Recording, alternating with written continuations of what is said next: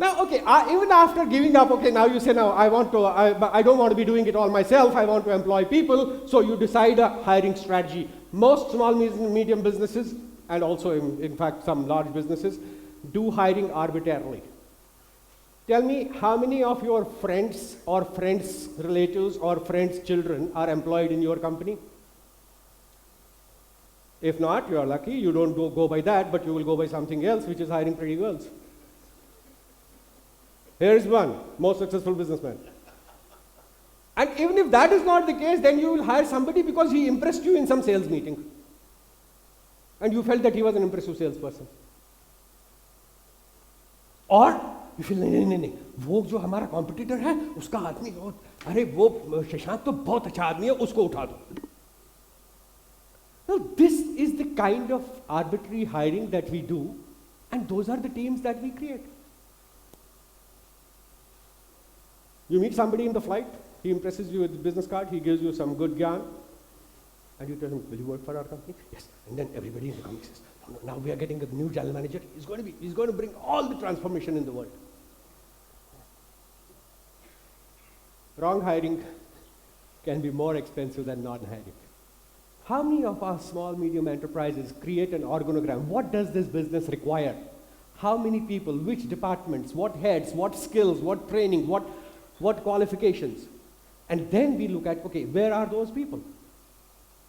And then hire them professionally.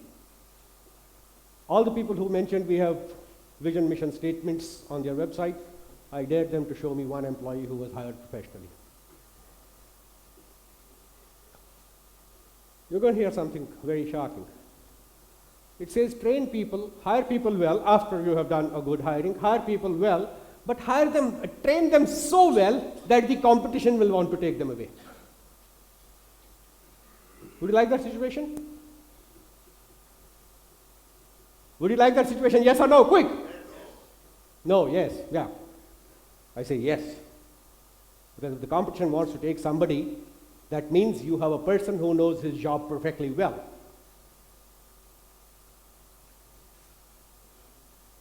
And then treat them so well that they will not go. Most people avoid training people because they say, यार फिर बाद में चला जाएगा. अरे यार, उसको अगर ट्रेन नहीं किया और वो नहीं चला गया, तो वो तुम्हारे लिए बड़ा डेंजर है, क्योंकि अनट्रेन्ड आदमी है. What if people don't leave you if you have not trained them?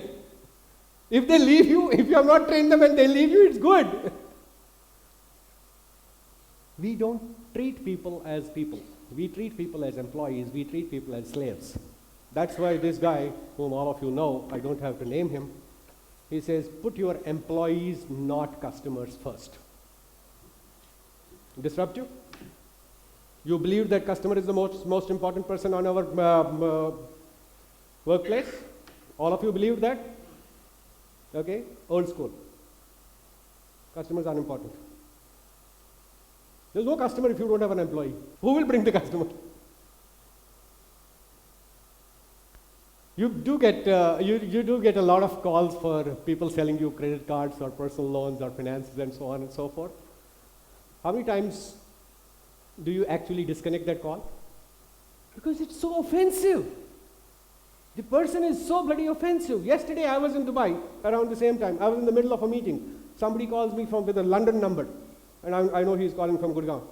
And he says, you have registered for some online trading, blah, blah, blah, blah, blah, blah, blah. And he keeps on. I said, hello, hey, wait a minute.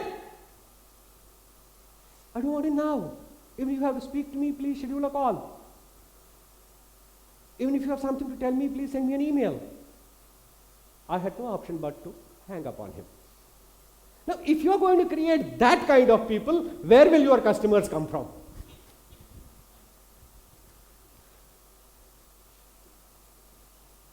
It's not the customer who gets you business, it's your employees. And this has to be believed.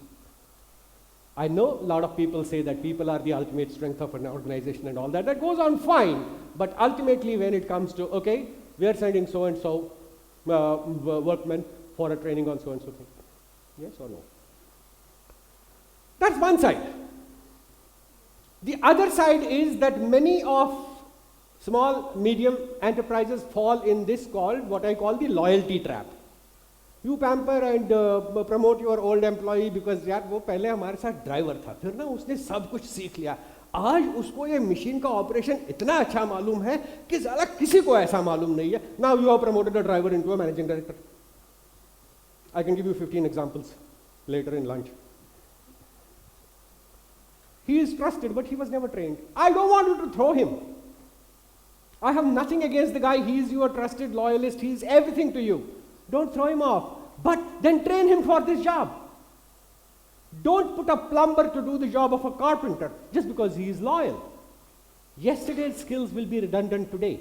You've seen in the previous sessions how the whole world is changing, how the skills required are going to be changing. So you can't be depending on your people just because they were loyal and you didn't care to train them, or you didn't have the heart to throw them away, or even if you don't want to throw them, you don't want to train them, okay, make him a vendor. Tell him, here is these 2 machines. We did this once in a company. We took 5 machines, we gave it to our most trusted workmen. Tell them, go form your own company and you'll be your supplier. But don't screw up your company's health for the sake of employing a driver turned into manager or a technician turned into a design chief. I am an engineering business. I can tell you 15 examples where somebody was working as a small draftsman and today is the chief of design. He may have the loyalty, he may have the capability, he may have everything, but he doesn't have that outlook. Unskilled loyalists will kill your company. Now, having done that, let me ask you another question. If you're building your own house and you're building it, let's say, in off season, when there are no rains, and the rains will come after 6 months, right? And you're building your house. How many of you will build the house without the roof? Because abhi to barish nahi aane wali hai na. How many of you will build your house without the roof? Anybody? Any hands up? Till the rains come? No one? No one? But then why do you make your companies like without a roof? You create a whole organization, you create a whole factory spending 200 crores, you create a brilliant building, you bring the best of machines, you bring everything fine, and you create a good design team, you create a finance head, you create an administration head, but there's somebody who is missing. Most of the organizations, as you progress, will discover that you have an incomplete house. You have everything, but you don't have a head of marketing. You have everything, but you don't have a head of quality. Your quality is being controlled by the person who is producing. If you are a trader, your quality is being controlled by the girl who is making the invoices. That's an incomplete house. That will not take you to 40,000 crores. That'll keep you at 200 crores. A company, just like a chain, is only as strong as its weakest link. Think of don't believe a word of what I'm saying.